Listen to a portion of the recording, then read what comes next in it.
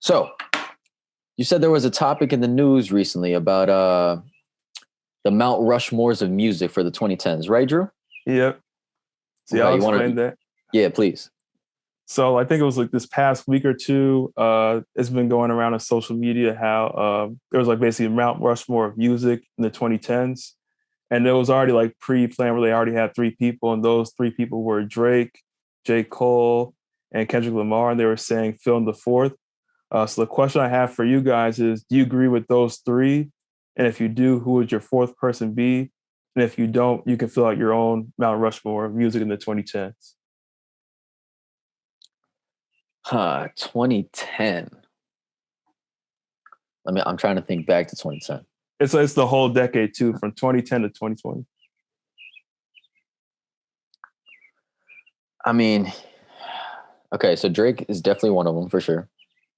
He's been relevant for definitely over a decade. I think so, well over a decade. Kendrick, he's. I'll put Kendrick there as well. You said J. Cole was the third one, right? Yep.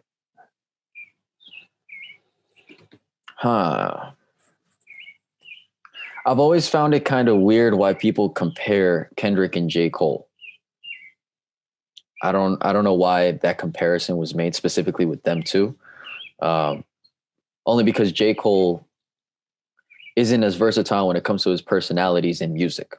Mm-hmm. When you think of personalities in music, Eminem, he switches his personality in music, and Kendrick changed the personality in music. I think that's a better comparison than Kendrick and J. Cole.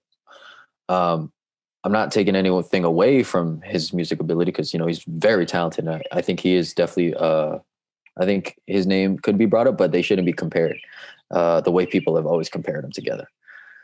I think that's a good Mount Rushmore. And a fourth, man, I can't even think of a fourth.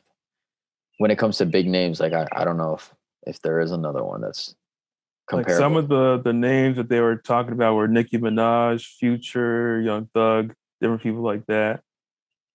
You see, Young Thug kind of died out. I think so. I don't know about that. No, you don't think so? Like with he was more like he became more popular the second half of, I guess, to like everybody's mainstream, like the second half of the 2010s. But it's kind of hard too because you got to decide. Consistent. You got to decide as like most of the decade, or like if you have as strong enough as a half a decade, then would that count?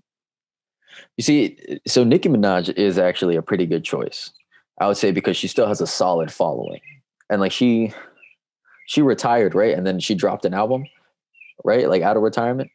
Is that because I don't know? I don't really. I think she said that she was retired, but you know how like that goes. Like people say they're exactly. retired and they come back. But I know that she has a solid following. I know that for a fact. So I actually think that would be a good fourth. I think so. Unless, but 2010 to 2020. Yeah, I would have said Lil Wayne, but nah, I can't. Nah, but I think Nicki Minaj is actually a good choice. Yeah. What do you think, Hugh? Top five or top four? A top four, so it'll be the Mount Rushmore. So it'll be your four, and then you can go ahead. So yes, you gotta be careful how you politic that answer. I mean, for me, you know what I mean? I'll probably say my top four. 2010. I gotta do Nip. I gotta acknowledge Wayne for that run he had. Like, I think, I don't know, was it early 2000s he had Mr. Carter? I think that it was more early 2000s. Yeah. Early 2000s. I still put Wayne in there. You feel me? I put Hove in there too. I feel like Hove is still coming strong. My fourth one. Shit, that fourth one. I think I might have to give it to Ross. I feel like Ross been strong, for almost a decade now. I feel like he's overlooked too.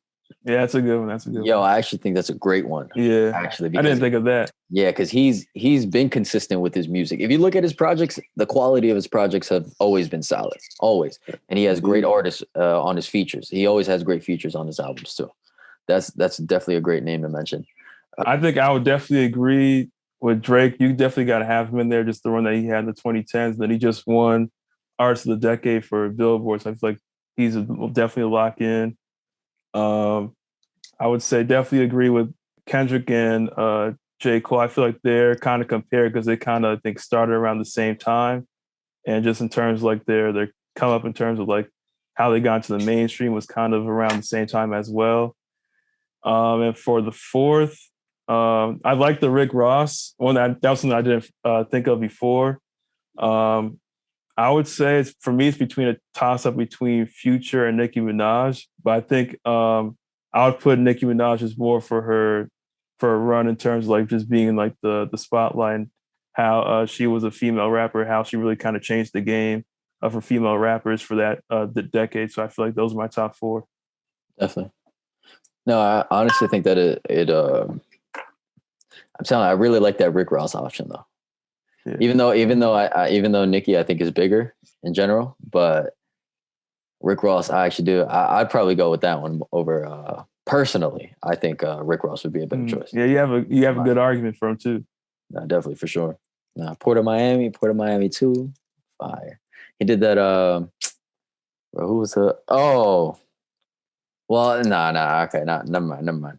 I was gonna say Freddie Gibbs because he's always been consistent. Like I like his music, yeah, but I know he's not that big. So